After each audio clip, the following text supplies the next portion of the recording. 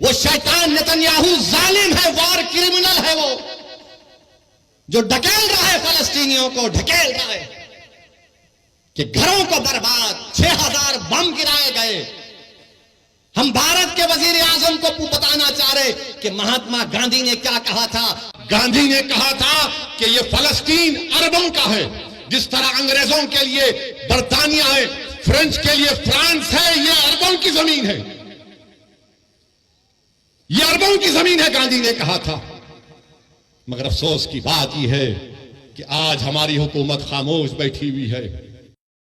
جو تھوڑی دیر کے لیے 1 سال 2 سال نہیں، 70 سال سے یہ مجاہد، یہ غیور قوم اگر پوری دنیا میں حق کی سربلندی کے لیے اور باطل کی شکست کے لیے اگر کسی سرزمین پر مبارک روحوں کا خون گرائے تو مسئلہ فلسطین پہ گرا۔ مسجد اقصی بیت المقدس کے لیے خون بہایا جا رہا ہے۔ میں سلام کرتا ہوں ان ماؤں کو جنہوں نے ان بہادر بچوں کو پیدا کیا جو زائنس لوگوں کی گولیوں کا نشان بن رہے ہیں، جو بموں سے ان کی موت ہو رہی ہے۔ مگر دنیا یہ جان لے کہ جب تک ہم زندہ ہیں دنیا زندہ ہے، جب ہم نہیں تو دنیا بھی نہیں۔ یاد رکھو، موت سے ڈرنے والے ہم نہیں، ہم اپنا مقدر لکھا کر لائے ہیں کہ اللہ میری زندگی میں لکھ چکا ہے، تمہاری زندگی میں لکھ چکا ہے۔ مگر سوال یہ ہے کہ تم اپنی زندگی غلاموں کی طرح گزارو گے یا پھر تم بہادروں کی طرح اپنی زندگی کو گزارو گے۔ کہاں ہے وہ صلاح الدین ایوبی؟ ارے تم اپنی اولاد کی کیا تربیت کر رہے ہو؟ کہاں سے صلاح الدین پیدا ہوگا جب باپ اپنی اولاد کے سامنے اپنی ماں کی بے عزتی کرے گا؟ کہاں سے صلاح الدین آئے گا جب تم بیٹے کے سامنے، اولاد کے سامنے اپنی بیوی سے غلط برتاؤ کرتے ہو؟ کہاں سے صلاح الدین آئے گا جب نوجوان گناہ کرتے ہیں، زنا کرتے ہیں؟ کہاں سے صلاح الدین آئے گا جب تم زنا کرتے ہو؟ کہاں سے صلاح الدین آئے گا جب تم اپنے ہی ہاتھ سے اپنے بھائی کا قتل کرتے ہو؟ کہاں سے صلاح الدین پیدا ہوگا جب ہماری بیٹیاں گناہ کرتی ہیں؟ صلاح الدین کیسے پیدا ہوگا جب تم نیک بنو گے، جب تم گناہوں سے دور رہو گے، تم رسول اللہ صلی اللہ علیہ وسلم سے بے پناہ محبت کرو گے تمام چیز اور دنیا سے بڑھ کر۔ صلاح الدین ایوبی زندگی میں جب تک بیت المقدس مسجد اقصی پر کامیابی حاصل نہیں کیا، اس کی پیشانی پر بل رہتا تھا۔ بعض جگہ میں نے پڑھا کہ صلاح الدین ایوبی جب تک فلسطین پر کامیابی حاصل نہیں کیا وہ مسکراتا نہیں تھا۔ لوگ اس سے بولتے تھے صلاح الدین تم مسکراتے کیوں نہیں ہو، تمہاری پیشانی پر بل کیوں نہیں آتا؟ تو صلاح الدین کہتا تھا کہ قبلہ اول ہمارا رہا ہے۔ 17 سال رسول اللہ صلی اللہ علیہ وسلم نے قبلہ بنایا، وہ جگہ جہاں پر آقا دو عالم صلی اللہ علیہ وسلم زمین سے آسمانوں پر اللہ کا جا کر دیدار کرے، اس جگہ پر جب تک ہم کامیابی حاصل نہیں کرتے صلاح الدین کیسے مسکرائے گا؟ صلاح الدین کے پیشانی سے بل کیسے جائے گا جب قبلہ اول میرے ساتھ نہیں ہے؟ جب عیسائیوں نے مسجد اقصی اور بیت المقدس پر قبضہ کیا، کروسیڈرز نے ایک دن میں 70,000 مسلمانوں کا قتل عام ہوا۔ ان کے گھوڑے گر جاتے تھے، اتنا خون تھا۔ مگر جب صلاح الدین ایوبی نے فلسطین بیت المقدس پر کامیابی حاصل کی اور تمام عیسائی لوگ جمع ہوئے بولے کہ صلاح الدین اب تم ہم سے کیا کرو گے؟ تو صلاح الدین ایوبی نے کہا کہ میں وہ نہیں کروں گا جو تم نے کیا تھا، میں رسول اللہ صلی اللہ علیہ وسلم کے غلاموں کا غلام ہوں، تم کو میں معافی دیتا ہوں، جاؤ تمہاری جان کو بھی کوئی ہاتھ نہیں لگائے گا۔ یہی صلاح الدین ایوبی کے پاس ایک قبیلہ تھا جو دین اسلام کو قبول نہیں کرتا تھا۔ صلاح الدین ایوبی نے زور زبردستی نہیں کی۔ ایک قبیلے کی ایک عورت آئی صلاح الدین ایوبی کے پاس اور آ کر کہا کہ سلطان میرے 4 بچے غائب ہیں، میرے بچوں کو واپس لے کر آؤ۔ صلاح الدین ایوبی فاتح فلسطین، فاتح بیت المقدس اٹھتا ہے، اپنے جسم پر زرہ پہنتا ہے، تلوار اٹھاتا ہے۔ وہ عورت خاتون کہتی ہے کہاں جا رہے سلطان؟ تو کہا تیرے بچوں کو تلاش کرنے جا رہا ہوں۔ وہ حیران ہو کر پوچھتی آپ جائیں گے میرے بچوں کے لیے؟ بولے ہاں تیرے بچے معصوم ہیں۔ فجر کو نکلتا صلاح الدین ایوبی، ظہر ہو جاتی، ظہر سے عصر کے قریب جب صلاح الدین ایوبی ان بچوں کو دیکھتا ہے، بچے ڈرے ہوئے ہیں، سہمے ہوئے ہیں، ان کو گود میں اٹھا کر اپنی ماں کے پاس جب لے کر آتا ہے تو بچے اس میں سے جو بڑا عمر کا بچہ تھا 13-14 سال کا، وہ فرط مسرت میں اپنی ماں کی طرف دوڑتا ہے کہ اماں اماں۔ تو اس ماں نے کیا کیا؟ اس ماں نے اس بچے کے منہ پر ایک زوردار تماچا مارا اور کہا کہ جا صلاح الدین کے قدموں میں گر جا، یہ وہ نبی محمد صلی اللہ علیہ وسلم کا غلام ہے، اگر یہ ایسا ہے تو اس کا رسول کیسا رحمت والا ہوگا۔ یہ صلاح الدین ایوبی تھا۔ میرے عزیز دوستوں اور بزرگوں، نوجوانوں، اسی لیے کہہ رہا ہوں کہ تم کو نیک بننا پڑے گا۔ اور یاد رکھو اس بات کو، جب ترکوں کی حکومت تھی، سلطنت عثمانیہ کی حکومت تھی، تمہارا خیال یہ ہے کہ تمہارا مزاج یہ ہے کہ تم اپنے فونوں پر، ٹی وی پر ارطغرل دیکھ کر خوش ہو جاتے، تم عثمان کا سیریل دیکھ کر خوش ہو جاتے۔ مگر کیا تم کو معلوم کہ جب تک 400 سال ترکوں کی حکومت تھی، مسجد اقصی ہمارے پاس تھی، مگر جب ترکوں سے اقتدار، اتحاد جب کمزور ہوا، قبیلوں کی بنیاد پر، عصبیت کی بنیاد پر جب اتحاد پارا پارا ہو گیا، تو سب سے پہلی چیز جو ہمارے ہاتھ سے چلے گئی وہ مسجد اقصی اور بیت المقدس ہمارے ہاتھ سے چلا گیا۔ اسی لیے میرے عزیز دوستوں اور بزرگوں، اتحاد کو مضبوط رکھو۔ یاد رکھو، تم کو ہم تمام، مجھ سے تم کو نفرت ہوگی، مگر میری اور تمہاری خواہشوں سے زیادہ اور اہمیت کا کام اتحاد ہے۔ اسد الدین اویسی یقیناً کمزور ہے، مگر یاد رکھو یہ اتحاد تمہارے لیے اور میرے لیے، آنے والی نسلوں کے لیے ضروری ہے۔ ہم نے اتحاد کو کھویا تو مسجد اقصی نکل گئی ہمارے ہاتھ سے، مسجد اقصی ہمارے ہاتھ سے نکل گئی۔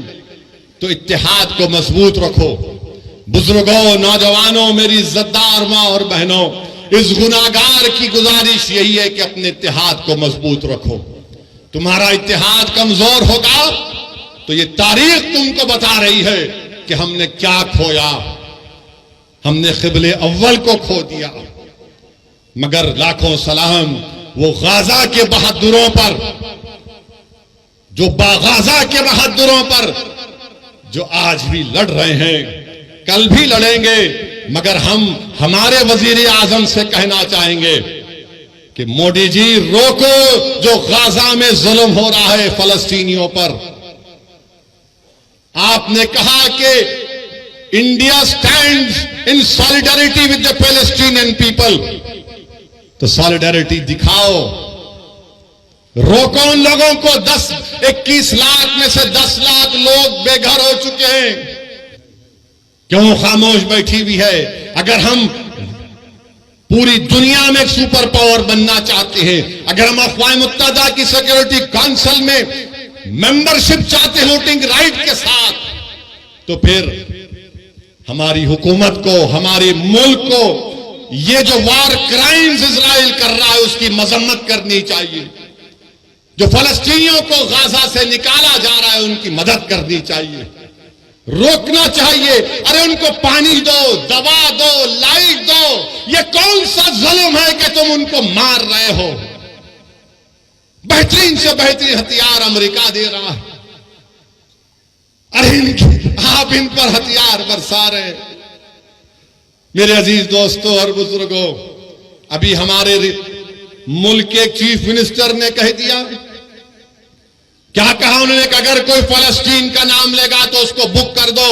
سنو مکھیہ منتری، میں فلسطین کا جھنڈا ترنگے کے ساتھ لگا کے آیا ہوں، میں فلسطین کے لیے کھڑا ہوں اور کھڑا رہوں گا انشاءاللہ تعالی۔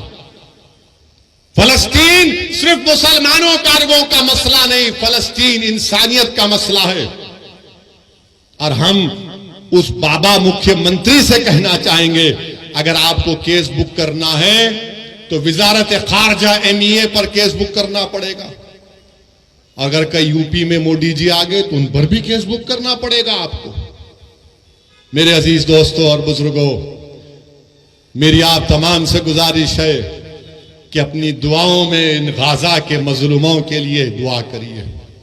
ہم اس مبارک شب میں اللہ سے دعا کرتے ہیں کہ اللہ تجھے تیرے حبیب محمد مصطفیٰ صلی اللہ علیہ وسلم کا واسطہ تو ان غزہ کے لوگوں کی حفاظت فرما دے۔ اللہ ہم تجھ سے تیرے حبیب کا واسطہ دے کر بھیک مانگتے ہیں، یا اللہ ان کی جانوں اور مال کی حفاظت فرما، پروردگار ان کی غیب سے مدد فرما۔ یا اللہ تیرے حبیب کا ارشاد ہے کہ صبح قیامت تک ایک گروہ رہے گا جو حق کی طرفداری کرے گا۔ یا اللہ اس سرزمین پر جہاں پر حشر کا میدان ہوگا، یا اللہ اس سرزمین پر جہاں پر آب کوثر ہوگا، یا اللہ اس سرزمین پر جہاں پر میزان ہوگا، یا اللہ جس سرزمین پر پوروں کو تو اکٹھا کرے گا، پروردگار وہاں پر ظالم ظلم کر رہا ہے، یا اللہ مدد فرما غزہ کے لوگوں کی، اللہ غزہ کے لوگوں کی حفاظت فرما۔ پروردگار تجھے تیری رحمت کا واسطہ اللہ تو رحم فرما دے۔ اللہ تیرے آپ کے پاس 70 ماؤں کی محبت ہے، پروردگار جو ہزاروں کی تعداد میں لوگ مر رہے ہیں، جو بچے مر رہے ہیں، اللہ ان ماں باپ کو ہمت دے، اللہ ان کی حفاظت فرما۔